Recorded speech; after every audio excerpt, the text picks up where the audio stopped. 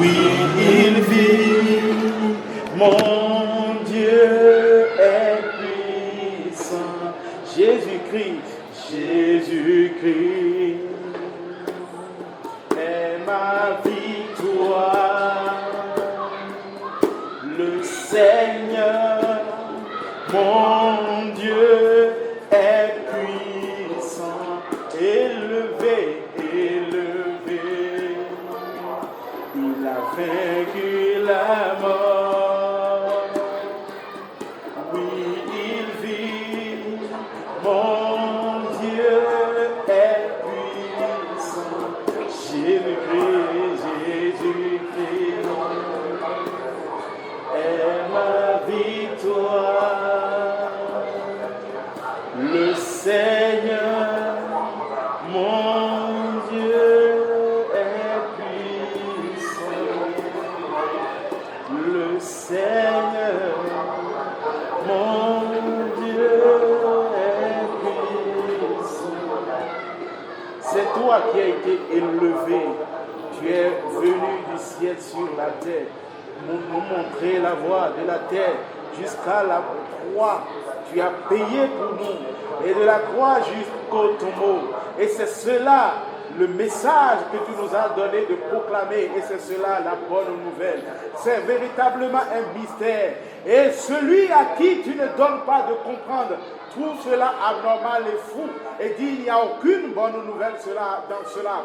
Comment quelqu'un peut accepter quitter la royauté dans laquelle il vivait, venir naître comme un simple, un vil individu, là où il y a des moutons, là où il y a des grâces, au lieu de naître dans un hôtel, il naît dans cette condition d'esclave, il naît ainsi, il grandit et il n'avait rien pour plaire aux hommes, pour démontrer qu'il avait une condition supérieure aux autres. Il grandit comme un simple individu au milieu des hommes. Puis de la terre, il a accepté être pendu à ce bois infâme, à Golgotha, sur cette montagne. Il a accepté de vider complètement son corps de son sang. Il a accepté l'ignominie, la honte. Il a accepté toute la décadence qui était sur la terre. Il a accepté, il a apporté. Il est devenu le péché. Il est devenu l'inimitié. Il est devenu l'ennemi de Dieu. Il a accepté cela. Il a accepté humilié. On lui a craché dessus, arraché sa barbe. On l'a asséné de coups. On l'a bourré de coups. Lui a porté la couronne d'épines alors qu'il était complètement roi, immuable et éternel.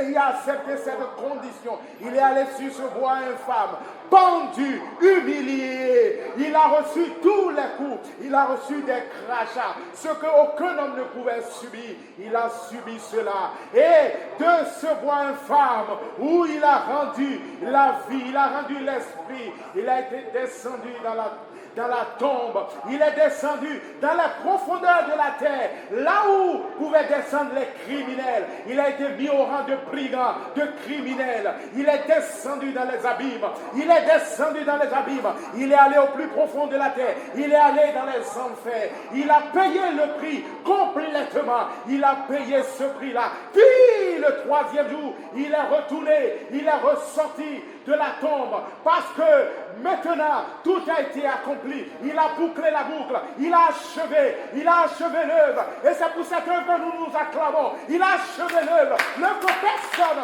ne pouvait achever. Il a payé le prix. Il a rendu cette œuvre parfaite. La perfection de cette œuvre.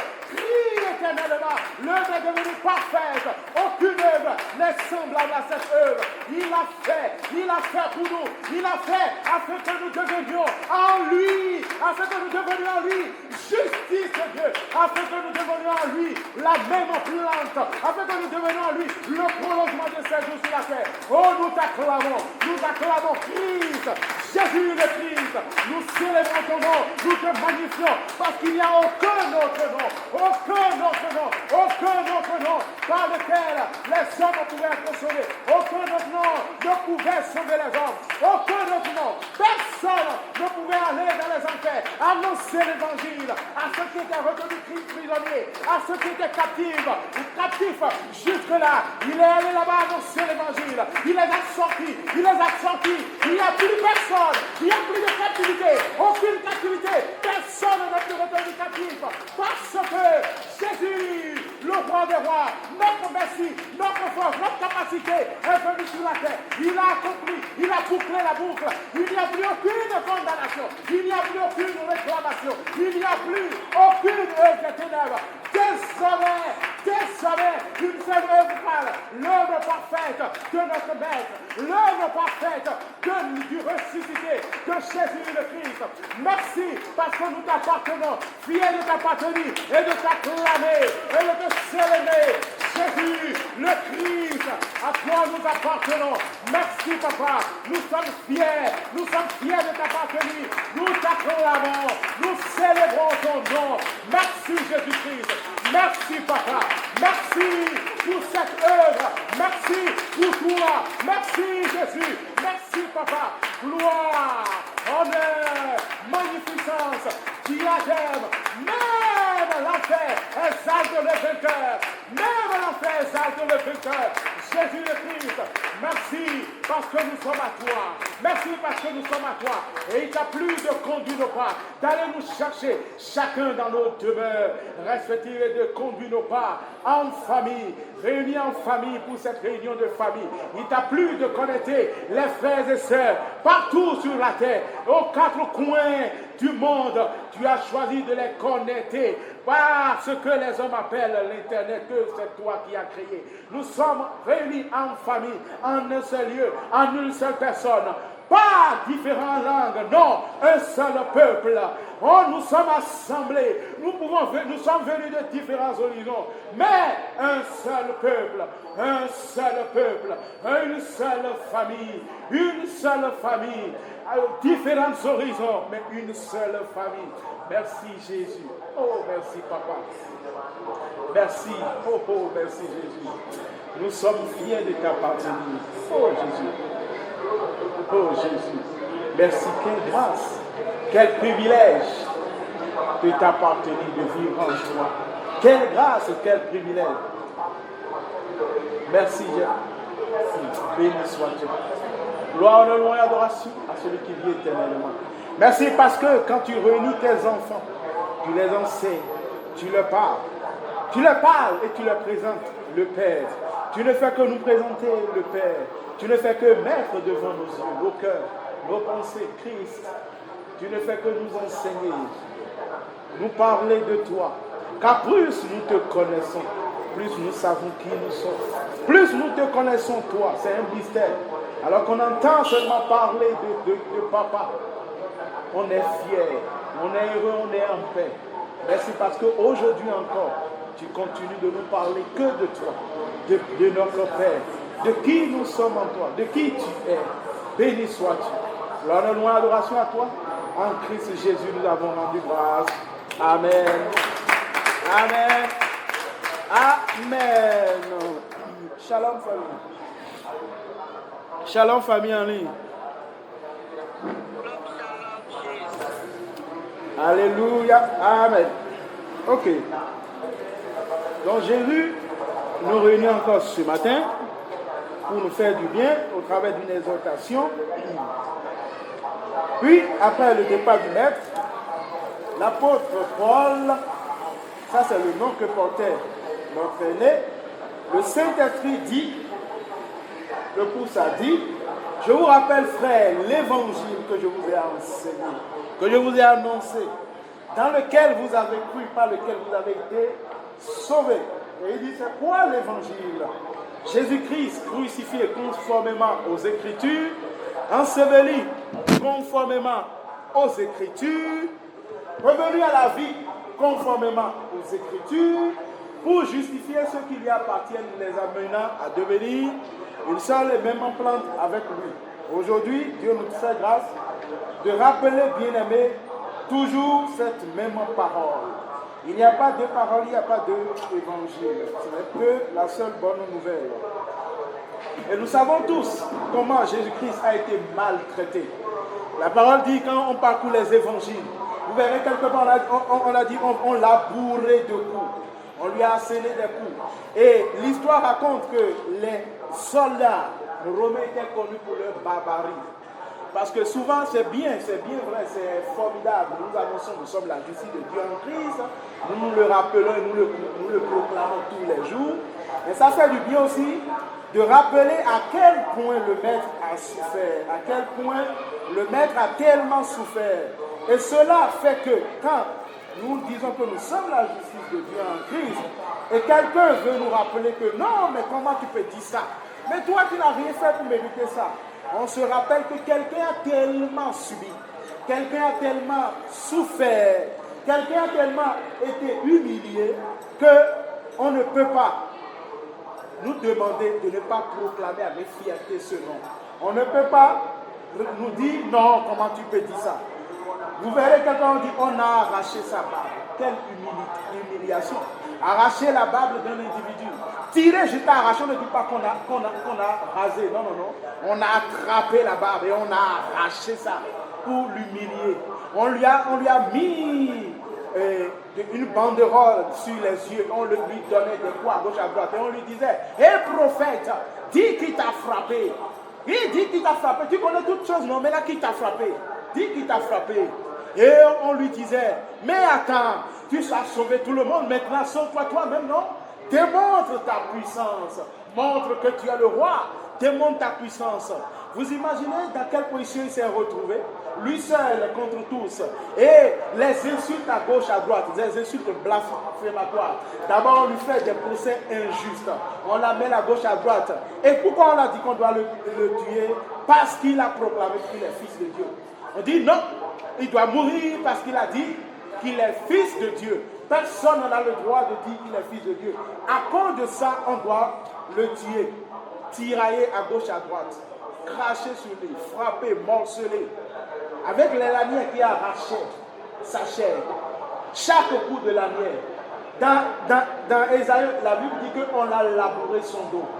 Il y avait des sillons sur les dos de notre Seigneur. Son dos a été labouré. Vous imaginez labourer les dos de quelqu'un avec des lanières. Son dos a été labouré, cela a laissé des traces. Tellement on l'a frappé qu'il ne pouvait même pas porter sa croix il ne pouvait pas porter ce bois jusqu'à la montagne de Golgotha. Il ne pouvait pas. Parce qu'il a été tellement bourré de coups. Méconnaissable. Son visage complètement bouffi.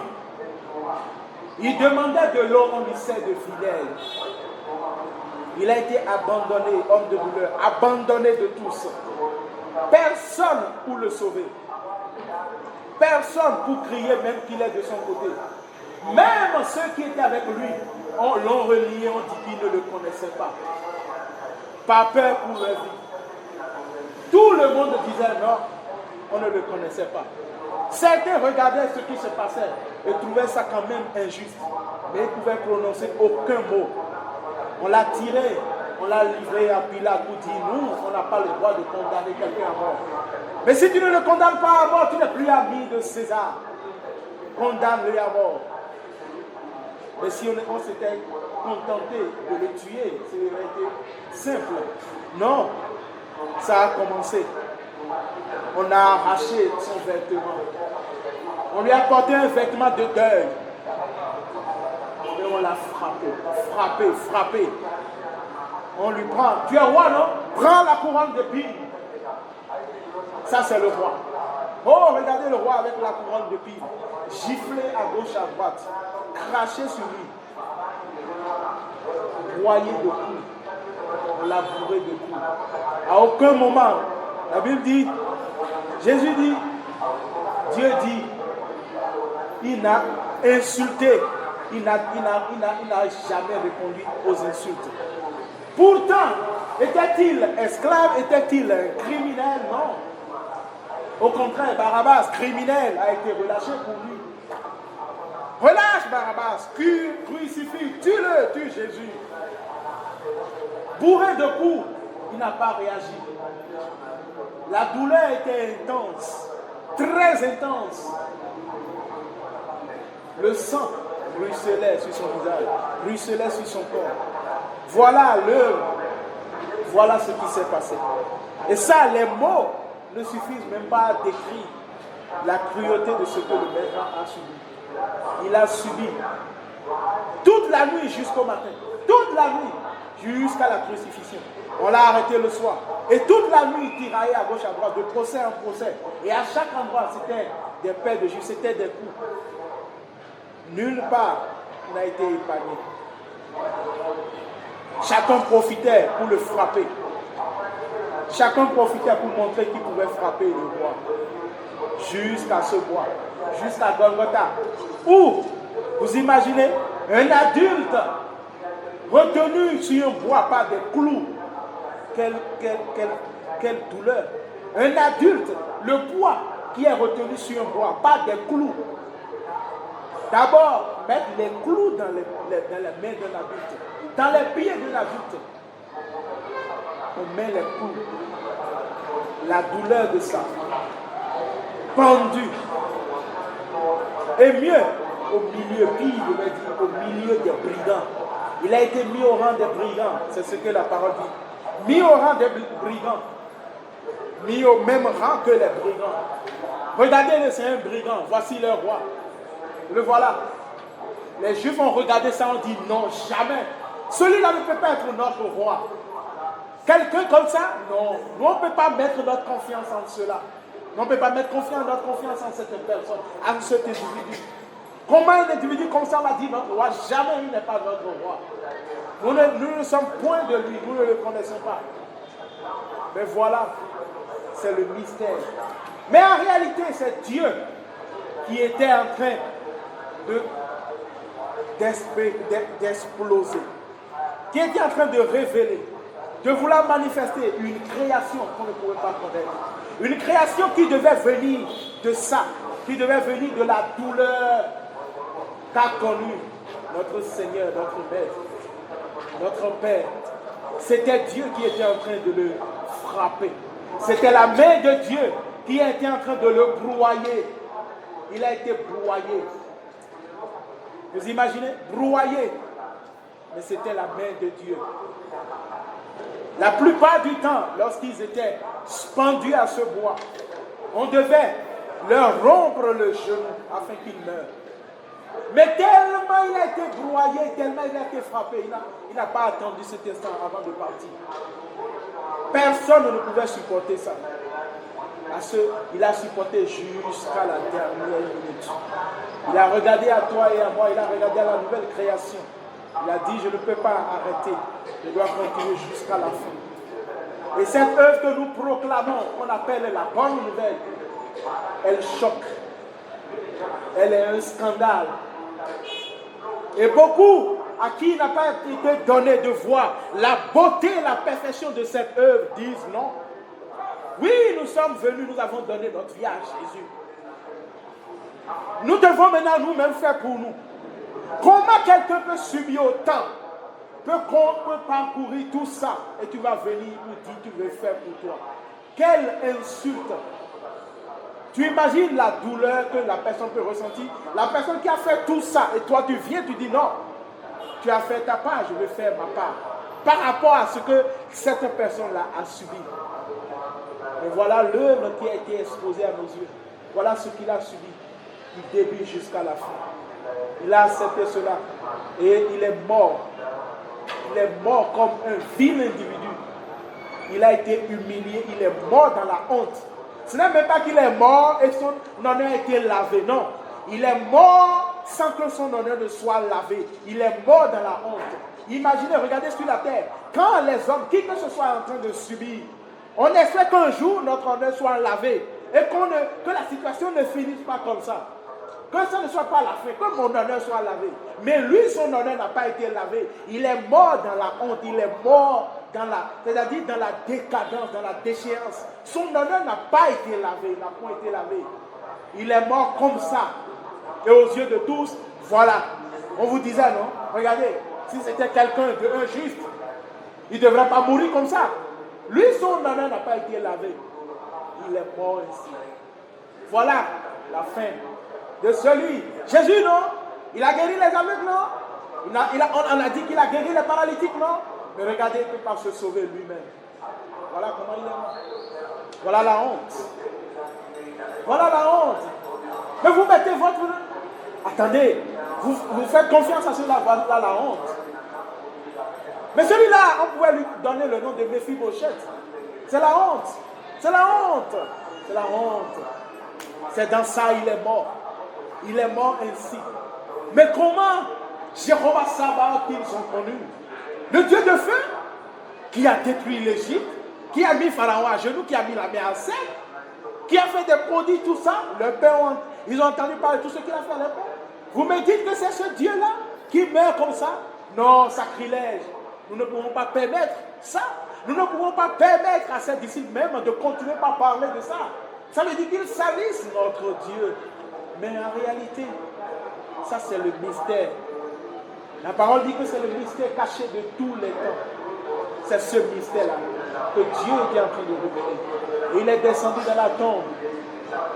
Il est descendu. Les ténèbres, la parole dit que lorsqu'il rendait l'esprit, les ténèbres qu'il y avait eu à Golgotha, il n'y avait jamais eu autant de ténèbres sur toute la surface de la terre. Il était devenu la personne même des ténèbres parce qu'il est devenu péché. Il ne pouvait plus appeler Dieu Père. Il pouvait que le dire mon Dieu.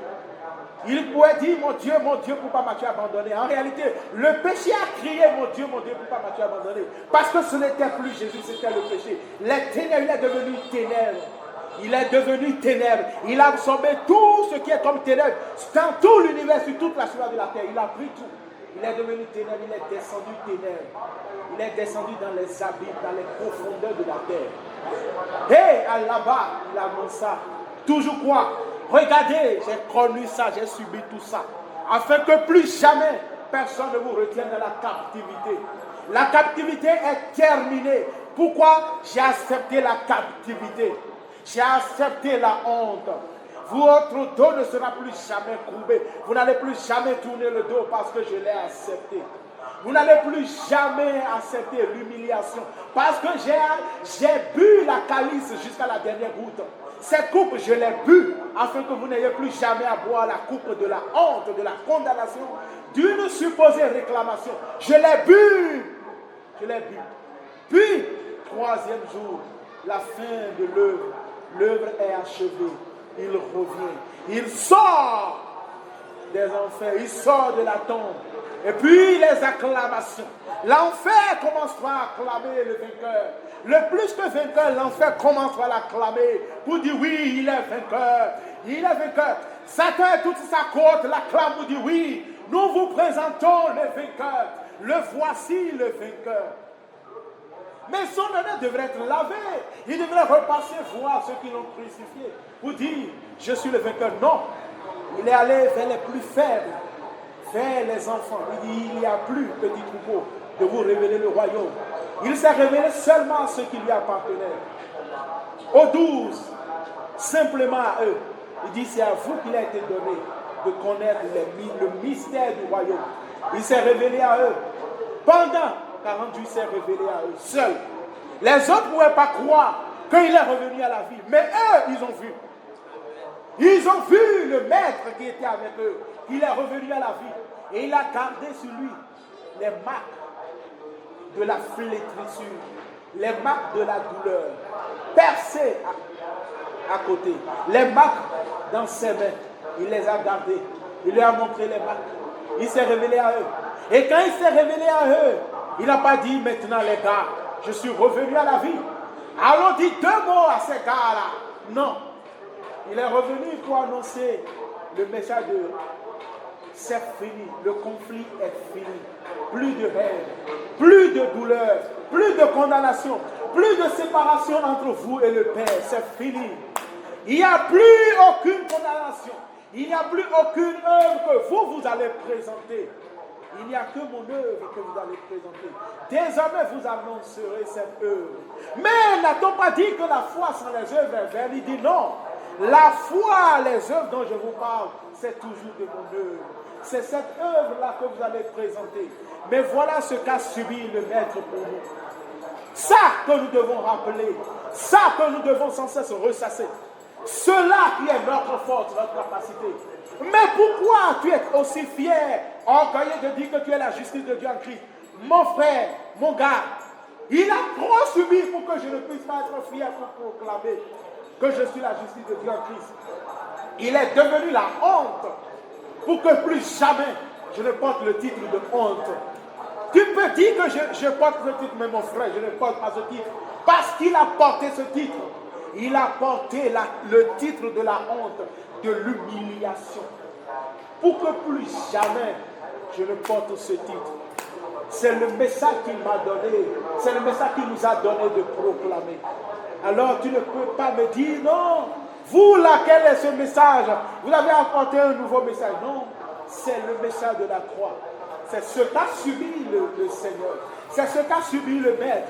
Pour que nous aujourd'hui, fiers, affranchis, libres de toute condamnation, libres de tout fardeau, déchargés complètement de tout fardeau, nous nous promenons, nous allons, nous revenons, libres comme le vent. On ne peut savoir ce que nous sommes. Quand tu demandes qui êtes-vous, nous te répondons, regarde notre Père et tu nous connaîtras. Si tu le connais, tu nous as connus, parce que nous sommes comme lui. Nous sommes exactement comme lui. Et c'est cela que le Maître a fait. Et quand il a accompli cela, puis, un jour, notre Père, c'est à cause de cela que Dieu va dire, maintenant nous allons dans 1 Chronique. C'est tout ça que le Seigneur a connu. Que maintenant le Père va dire dans 1 Chronique 17, verset 11 à 14. 1 Chronique 17, verset 11 à 14. Ah, bien aimé, si on doit donner un titre à ce passage, qu'est-ce qu'on va dire? On va dire, nous vivons à la sueur du visage de Jésus. Parce que hier, la malédiction pour Adam était, tu vivras à la sueur de ton front. Tu vivras à la sueur de ton visage. Et les hommes aiment proclamer ça. Mais nous vivons à la sueur du visage de Jésus, du front de Jésus. C'est ça, nous, notre fierté. Nous ne vivons pas à la sueur de notre front, non. Mais nous vivons à la sueur du front de Jésus. C'est cela, notre fierté. 1 Chronique 17, verset 11 à 14.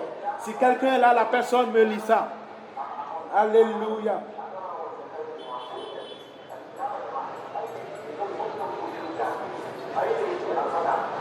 Un Chronique 17. Parole de vie. Oui. En effet, Oui. quand ta vie sera finie, c'est bon, ça peut aller. Ok. Donc, ils vont entendre, ça peut aller.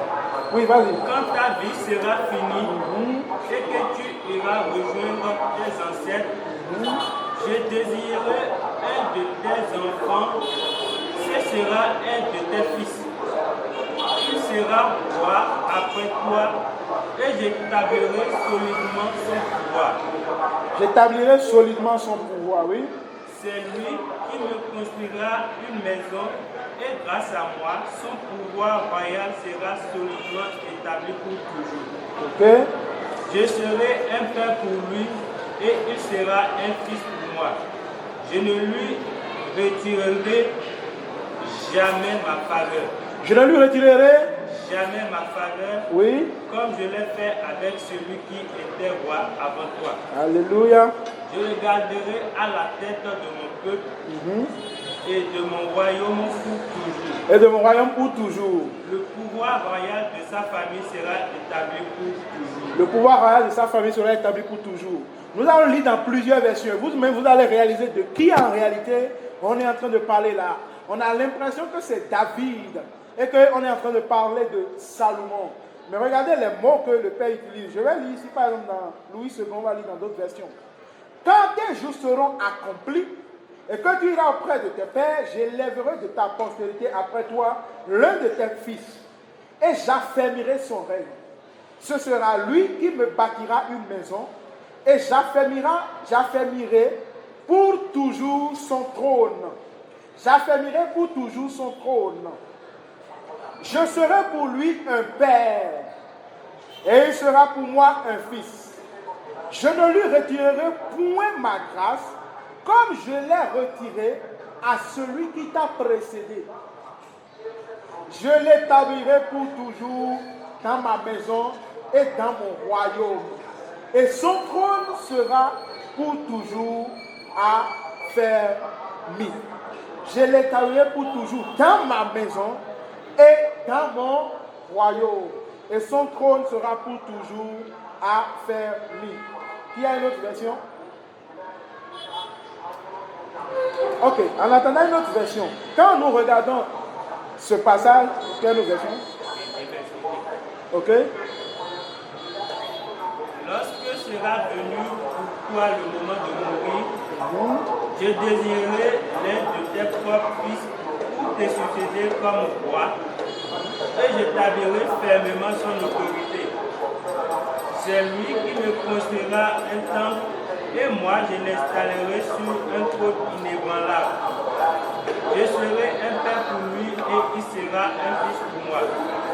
Je ne lui retirerai pas mon appui, comme je l'ai fait pour le roi qui t'a précédé. Je le maintiendrai comme roi à la tête de mon peuple pour toujours, car le pouvoir royal de sa famille sera inébranlable. Amen. Je continue de lire ça. Je sais que le Seigneur est en train d'expliquer à chacun en réalité de qui on est en train de parler. On va prendre passage par passage de quoi notre papa est en train de parler là. Je lis dans une version Bible Ostéval qui dit: quand tes jours seront accomplis pour t'en aller avec tes pères, il arrivera que j'élèverai ta postérité après toi, l'un de tes fils, et j'affermirai son règne. C'est lui qui me bâtira une maison, et j'affermirai son trône à jamais. Je serai pour lui un père, et il sera pour moi un fils. Je ne retirerai point de lui ma grâce, comme je l'ai retiré de celui qui a été avant toi. Je l'établirai dans ma maison et dans mon royaume à jamais. Son trône sera affermi pour toujours, pour toujours, pour toujours. Amen.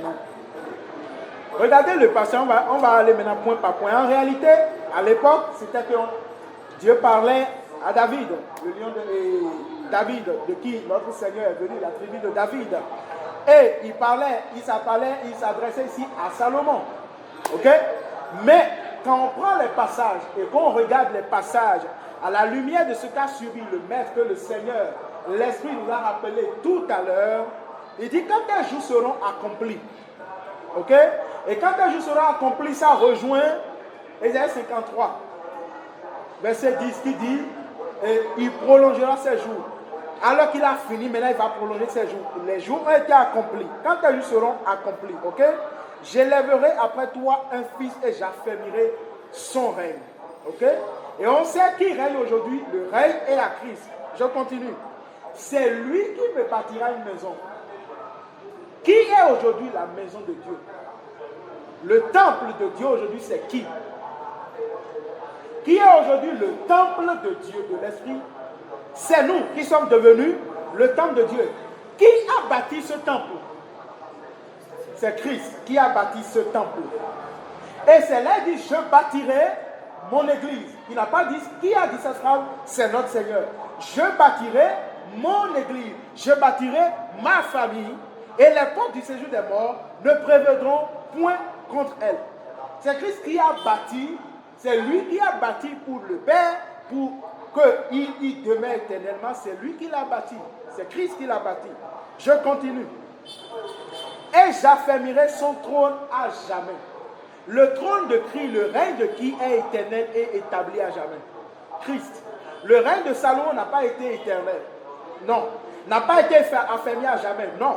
D'ailleurs, les Écritures disent que vers la fin de ses jours, son cœur n'a pas été tout entier à l'éternel. Ça, c'est ce que les Écritures nous rapportent. Mais le règne d'un seul est affermi à jamais. Christ. Maintenant, n'oublions pas, son règne n'a pas été affermi à jamais au hasard. L'Esprit nous a rappelé tout à l'heure pourquoi son règne a été affermi à jamais. Lui seul a payé le prix et a accompli l'œuvre parfaite. Et l'œuvre qui a été en mesure d'être reconnue hors temps, hors les âges, hors génération. C'est la seule œuvre. Une œuvre qui n'est pas démodé. Non, nous sommes dans une autre période maintenant, c'est une autre génération. Il faut réactualiser. Non, ce n'est pas ça. C'est une œuvre qui ne se réactualise pas. Elle est parfaite, éternelle. Elle ne change pas. Nous continuons. Je serai pour lui un père et il sera pour moi un fils. Un seul est fils. Et nous le savons. Un seul est notre papa. Je serai pour lui un père. Jusqu'à ce que vienne, n'oublions pas, le Messie Christ. La notion de père, Dieu Père, n'était pas d'actualité. Il a permis à David de voir une lueur. Mais père, tel il est en train de le dire éternellement, je serai désormais à jamais père, cette notion fait allusion à notre Seigneur, à Christ et à Christ seul. Et, regardez, il dit, et il sera, et je ne retirerai point de lui ma grâce, comme je l'ai retiré de celui qui a été avant toi. On pouvait penser à Saül. Non. Il s'agit du premier Adam, à qui Dieu a retiré ce qui lui avait été donné. Pourquoi? Parce que c'est le premier Adam. Et la parole dit, le jour où tu mangeras, tu mourras. Et quand il a mangé, il est mort. Il a été séparé de Dieu. Et c'est là que c'est ce que Romains nous rappelle pour dire, car tous ont péché et étaient séparés de la glorieuse présence de Dieu. Et étaient séparés de papa. Il dit ici que je ne lui retirerai. Donc il rappelle ici que c'est lui qui l'a retiré du premier Adam. Mais toi là, je ne retirerai, dit, je m'engage, je prête serment que je ne retirerai jamais de toi ma grâce, ma faveur, ma bonté, mon amour, comme je l'ai fait à celui qui t'a précédé, le premier Adam. Il a été retiré au premier Adam, cette grâce, cette faveur, et il a vécu à cause de ça à la sueur de son front. Et c'est à lui et à sa postérité qu'il a été dit, vous servirez l'Éternel et il bénira. Parce qu'il vivait à la sueur de leur front. Tu dois servir et il va bénir. Mais à nous, à la postérité de Christ, le dernier Adam, il a été dit, je ne retirerai jamais, point, ma faveur, ma grâce, ma bonté, mon amour, comme je l'ai fait à celui qui t'a précédé. Vous n'êtes pas de sa race. C'est ce qu'il dit. Vous n'êtes pas de cette postérité. Non. Et il continue. Lui, vous, je l'établirai dans ma maison. Planté dans la maison de l'Éternel, il prospère. Ils sont verdoyants. C'est de ça que parle, sauf que nous sommes plantés dans la maison de notre papa. Il dit, lui, je l'établirai. N'oubliez pas, Éphésiens, il nous a fait asseoir ensemble sur le trône. Il nous a établis sur le trône dans le roi. Il dit, lui là, je vais l'établir dans ma maison. L'esclave ne reste pas toujours dans la maison. À celui qui l'a précédé, le Père dit, chassez-le hors du jardin. Et il met des chérubins à l'épée flamboyant, qu'il ne retourne plus à la maison. Chassez-le, éloignez-le de la maison. Et c'est ça qu'il dit encore au fils de l'esclave. Chasse-le de la maison. Il ne peut pas rester avec les fils de la promesse, les fils de la grâce. Mais à nous, il n'a pas dit chassez-le. Il dit, lui, je l'établirai dans la maison. Et il n'a pas dit, pour un instant, non. Je l'établirai, tu es établi, je suis établi éternellement dans la maison. Dans la maison, je l'établirai dans, il dit, dans ma maison et dans mon royaume. Il dit, petit troupeau, il a plu au Père de vous donner le royaume. Je l'établirai pour toujours dans ma maison et dans mon royaume. Et son trône sera affermi pour toujours. Un seul trône est affermi pour toujours, le trône de Christ. Parce qu'il dit il faut que Christ règne jusqu'à ce que tous ses ennemis soient mis sous ses pieds. Et le dernier ennemi qui viendra, qui sera mis sous les pieds, c'est la mort. Jésus dit, le Père a confié toutes choses au Fils. Tout a été soumis au Fils. Et c'est le Fils qui a été établi fermement dans la maison et dans le royaume. Et c'est cela notre privilège. Et c'est cela notre place. Et c'est cela ce que nous proclamons, nous chantons. Haut et fort. C'est pour cela que nous disons, ah, à toi la gloire, oh, ressuscité. Et les gens ne comprennent pas.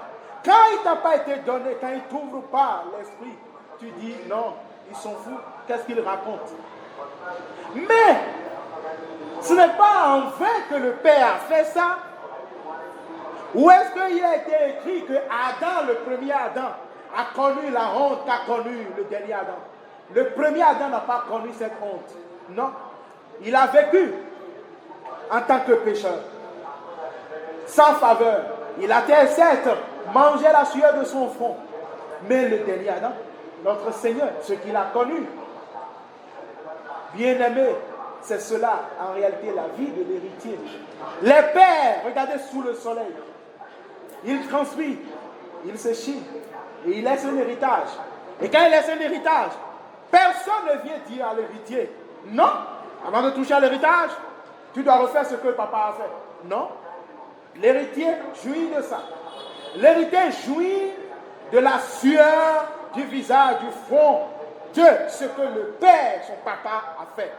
Et nous, il dit, vous êtes ma famille, mes héritiers, mon héritage. Vous m'appartenez.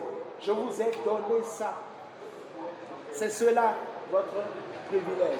C'est cela le message. C'est cela la bonté de Dieu. C'est cela même notre fierté. Et ce message, c'est ce que nous proclamons. Même quand nous prenons les écrits de l'Ancien Testament, nous ne voyons qu'un seul, le Messie, le Christ, Jésus le Christ. C'est à lui qu'il a été dit, je ne te retirerai point ma bonté. C'est à lui seul. Il ne lui a point retiré sa bonté. Je ne lui retirerai point ma bonté. Ma faveur, ma bonté demeurera éternellement avec lui. Éternellement avec lui. Et lui seul. C'est à nous seuls, à Jésus, il a été dit ça. Et plus loin, mon dernier passage, et je laisse la parole. C'est dans... Toujours, nous sommes dans les écrits de l'Ancien Testament, un seul passage. Et il parlait toujours de Jésus, notre salut. Il dit dans Psaume 89, verset 28-29, et moi je ferai de lui le premier-né, le plus élevé des rois de la terre. Verset 29, je lui conserverai toujours ma bonté. Je lui conserverai toujours ma bonté. La bonté de Dieu n'est pas conservée un instant. C'est pour toute la vie. Pour ceux qui lui appartiennent. C'est pour toute la vie. Amen. Shalom. Ok, intervention. Vous avez la parole. En ligne, vous avez la parole.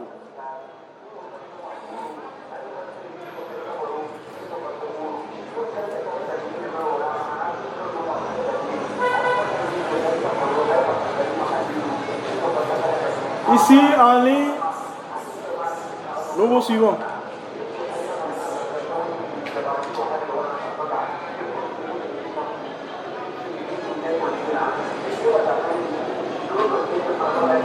Ok, on commence d'abord. Ah, je vois des mains. Ok.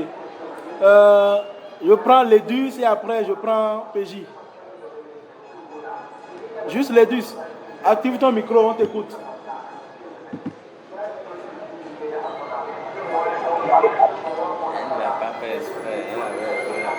Ok, d'accord. Brigitte, tu peux y aller.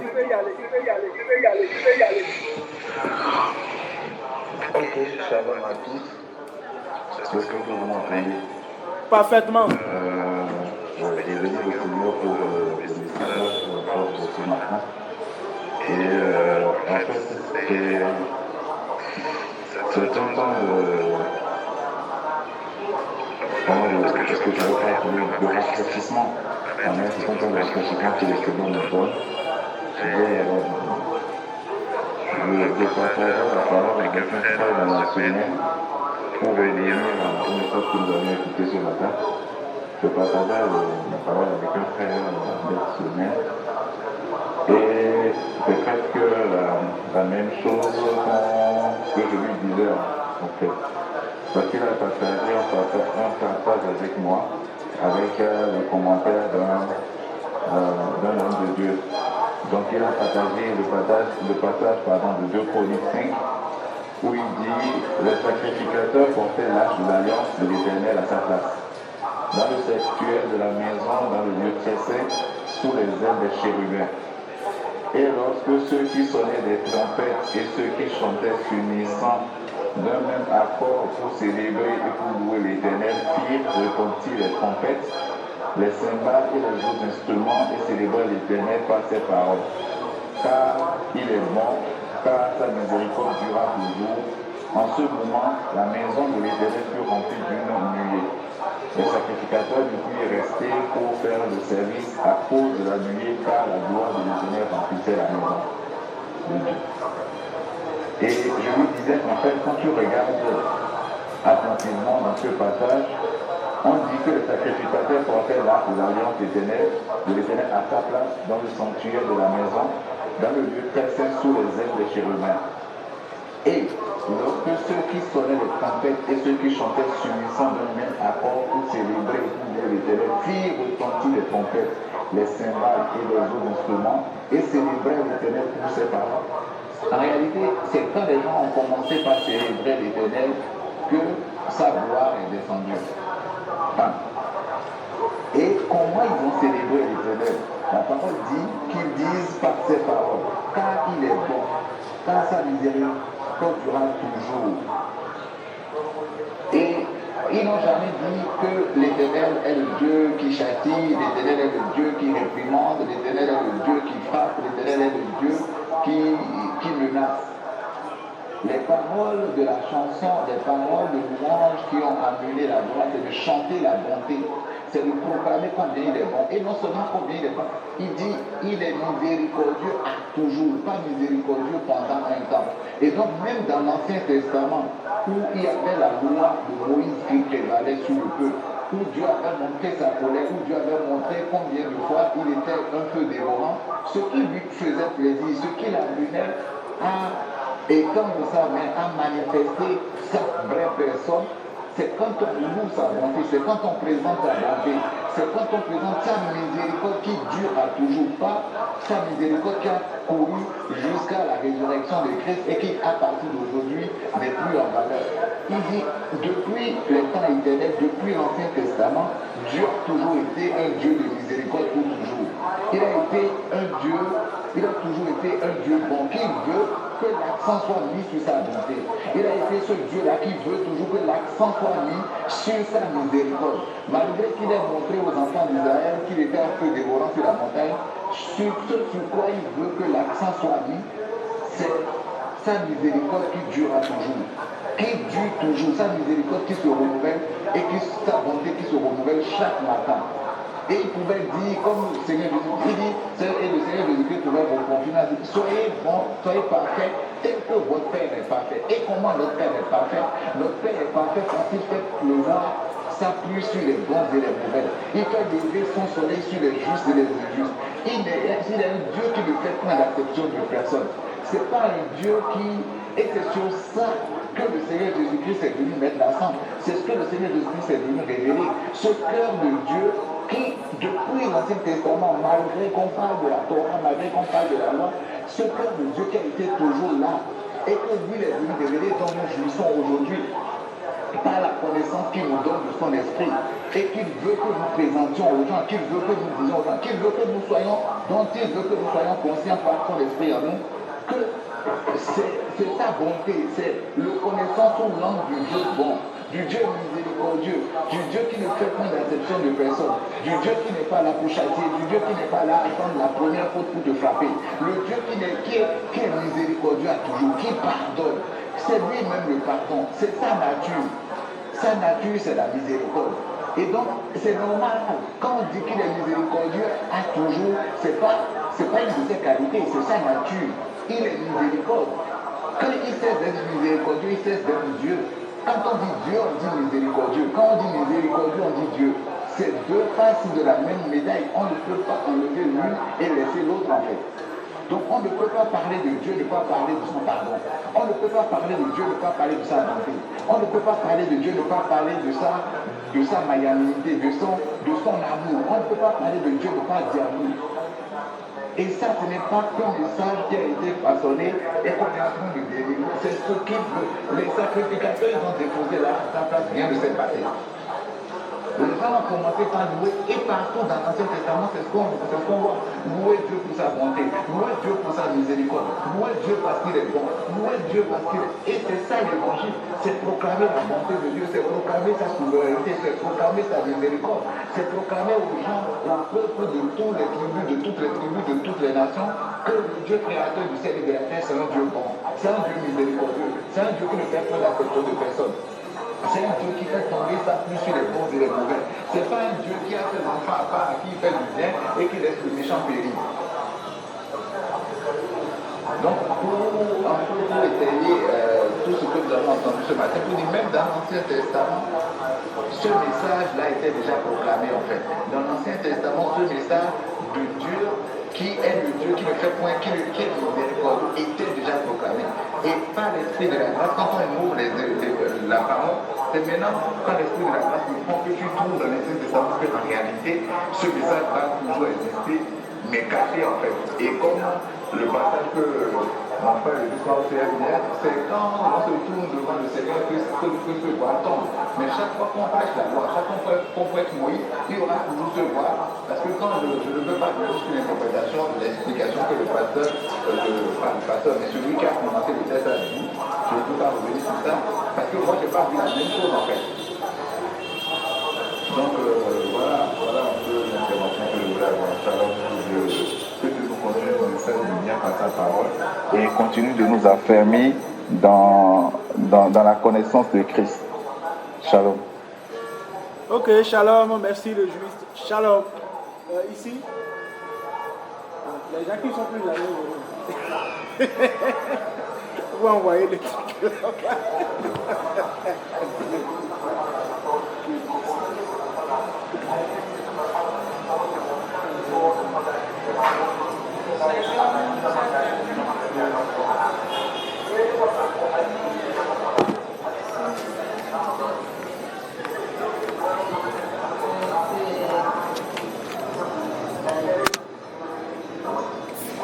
C'est un rappel et ce rappel fait vraiment du bien de savoir tout ce que Christ a subi pour nous, pour qu'aujourd'hui, fièrement, nous puissions jouir de tout ce qu'il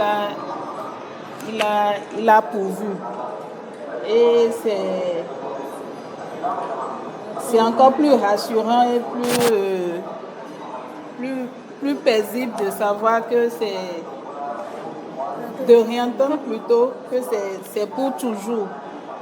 C'est pour toujours. Nous sommes le temple de Dieu et sa parole aujourd'hui nous rappelle que c'est le trône de Christ qui est affermi pour toujours et nous qui sommes sa postérité, nous avons cet héritage-là. Et vraiment, en tout cas, je suis dans la joie et cette nourriture me fait du bien. Merci. Amen. Shalom. Une autre intervention en ligne. Ailleurs.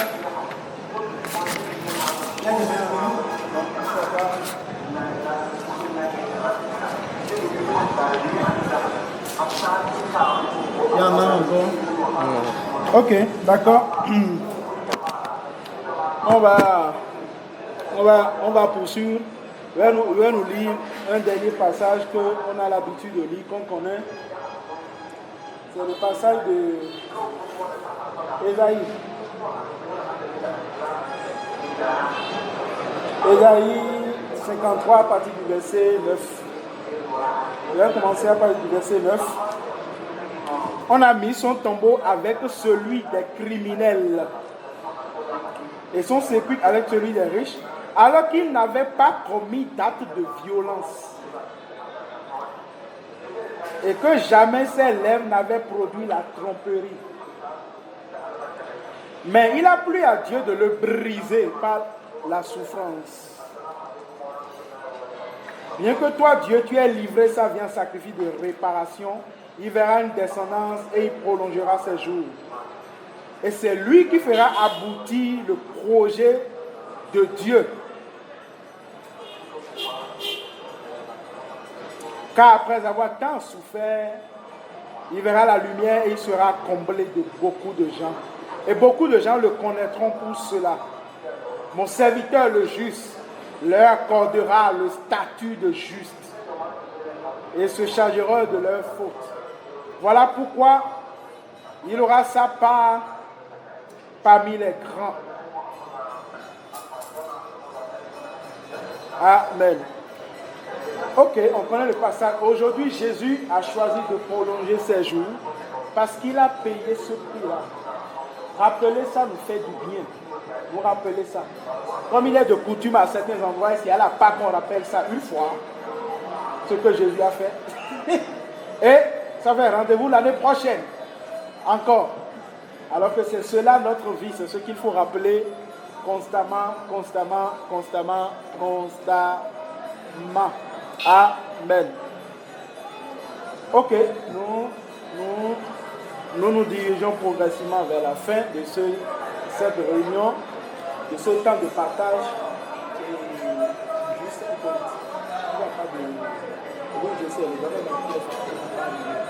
Ok, je nous rappelle la salle du trésor. N'oublions pas la salle du trésor parce qu'il nous a dit, béni soit Dieu qui nous a bénis de toutes sortes de bénédictions dans les lieux célestes en Christ. Et je vous ai donné afin que vous ayez, non seulement pour vos besoins, mais vous ayez en supplie pour contribuer aux besoins des autres. Amen. Amen. Amen. Sur ce sera une réunion rapide, courte. Nous allons nous tenir debout, rendre grâce à Dieu pour ce temps. Et j'aimerais que ça soit en ligne ou présent ici, que chacun de nous puisse dire merci à Jésus avant qu'on ne clôture. Dans tes propres mots, utilise tes mots comme bon te semble. Dis merci à Jésus, à celui qui t'a fait du bien, à celui qui ne cesse de nous rappeler sa bonté, son amour, celui qui nous rappelle sans cesse qu'il est bon et son amour durera toujours. Celui qui ne cesse de nous rappeler cela. Merci Jésus. Merci. Merci pour ta bonté. Merci pour ton amour. Merci. Merci Père. Merci Papa. Tu es bon et ton amour durera jamais. Alléluia.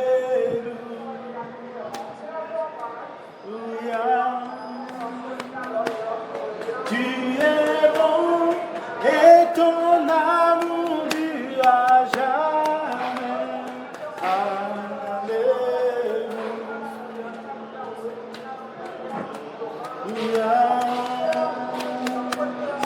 Tu es bon et ton amour durera jamais. Alléluia.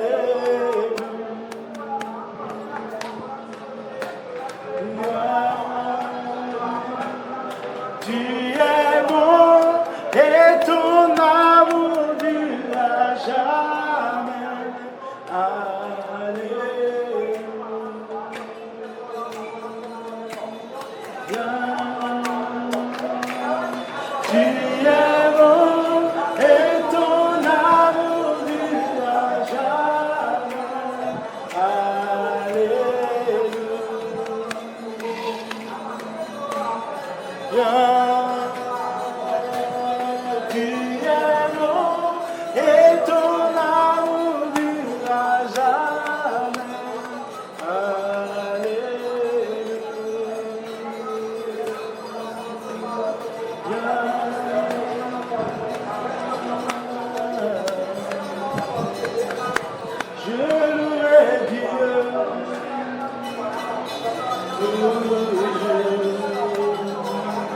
Je louerai Dieu.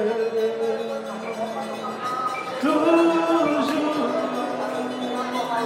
je louerai Dieu de tout mon cœur.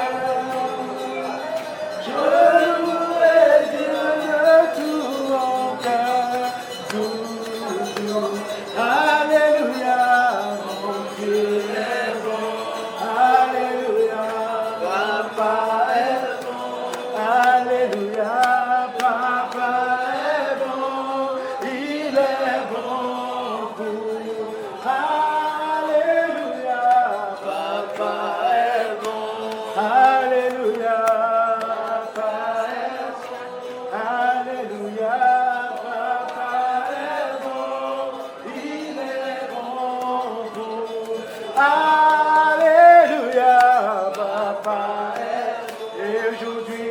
Jamais papa est bon, alléluia, papa est bon, il est bon pour, alléluia, papa est bon, alléluia, papa est bon, alléluia, papa est bon, il est bon pour,